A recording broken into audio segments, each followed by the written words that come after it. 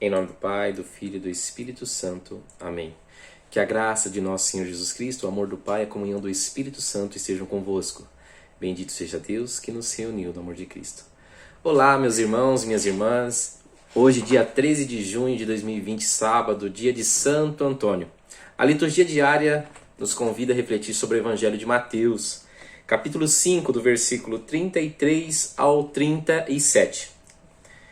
O Senhor esteja convosco, Ele está no meio de nós. Proclamação do Evangelho de Jesus Cristo segundo Mateus. Glória a vós, Senhor.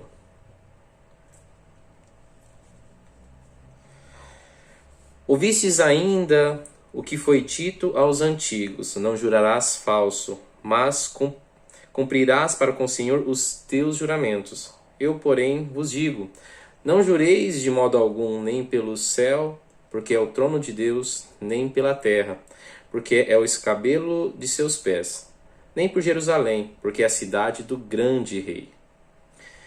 Nem jurarás pela tua cabeça, porque não podes fazer um cabelo tornar-se branco ou negro. Sei somente sim, se é sim, e não, se é não. Tudo que passa além disso vem do maligno. Essas são palavras da salvação. Glória a vós, Senhor. Meus irmãos e minhas irmãs, aqui nós estamos ainda no Sermão da Montanha, né? Uma verdadeira catequese que Jesus nos fala sobre o caminho a ser percorrido, né? E dentre o caminho a ser percorrido, nós nos deparamos com algumas coisas que nos faz tropeçar, né? E o juramento, talvez não, se Cristo nos falou, é algo a qual nós devemos repensar. Nós vemos que o juramento é uma coisa até atual, por mais que ele repreendeu o povo, né? Aliás, o povo de Deus, ele herdou o juramento, né? Até da época que eles foram escravos no Egito, né? Então eles faziam o juramento para validar aquilo que eles falavam, né? Jurar é tomar Deus como testemunha. Então é bom saber que quando nós juramos, tomamos Deus por testemunha.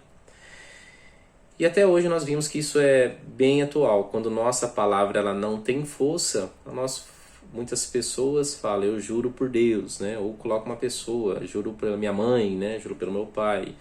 Como se aquilo houvesse necessidade.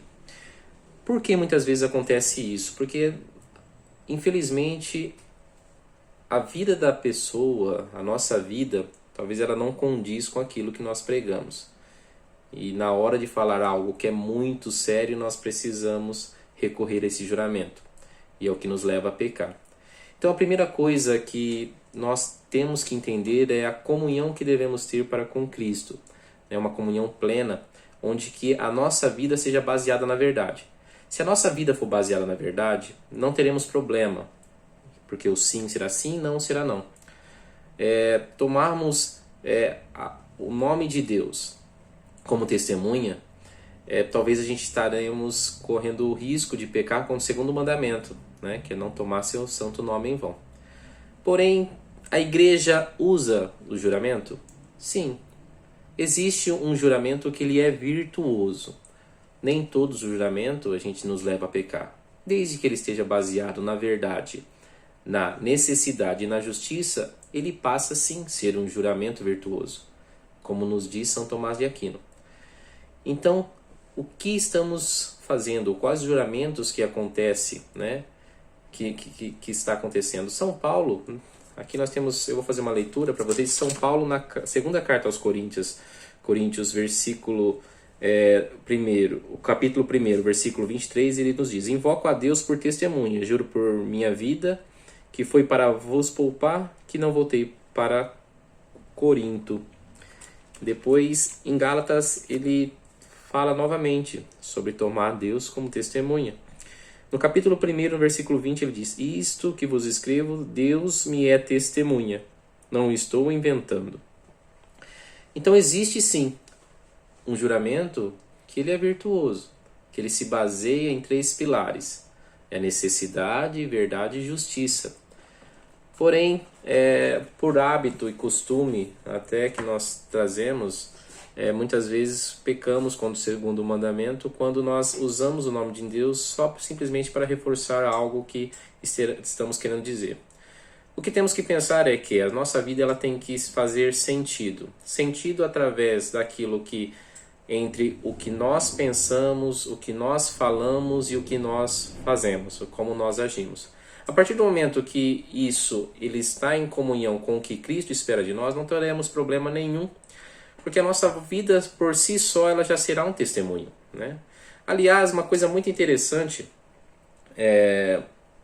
muitos mártires, né, da igreja, eles morreram por isso, por defender algo que era contrário ao juramento que pediam a eles, né? Houve momentos na história onde que forçavam os sacerdotes a jurar algo a qual eles não acreditavam, que não era verdade, e eles acabavam perdendo suas vidas, porque invertia-se o papel, eles passavam a ser o testemunho de Deus. A palavra mártir, né, vindo do grego, ele quer dizer testemunho.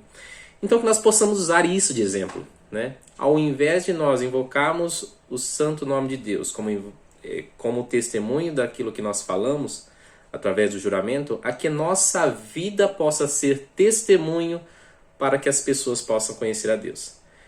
Diante do momento em que existe um certo desespero, falta de fé, pessoas passando dificuldades, necessidades, pessoas, tantas famílias se perdendo, tantas pessoas entrando em mundo de droga, num mundo onde está de ponta cabeça, precisamos nos voltar para Deus, precisamos ser testemunho do amor de Deus para que as pessoas possam, através das nossas ações, através das nossas orações, através das nossas palavras, dos nossos ouvir, do nosso olhar, que possamos transmitir esse amor que vem do céu. E que de passo em passo possamos juntos, meus irmãos e minhas irmãs, um dia estar na glória do Pai. Meus irmãos e minhas irmãs, Deus os abençoe a cada um de vocês, que possamos ter um final de semana abençoado e que Santo Antônio de Pádua interceda sempre por nós. Louvado seja o nome de nosso Senhor Jesus Cristo, para sempre seja louvado.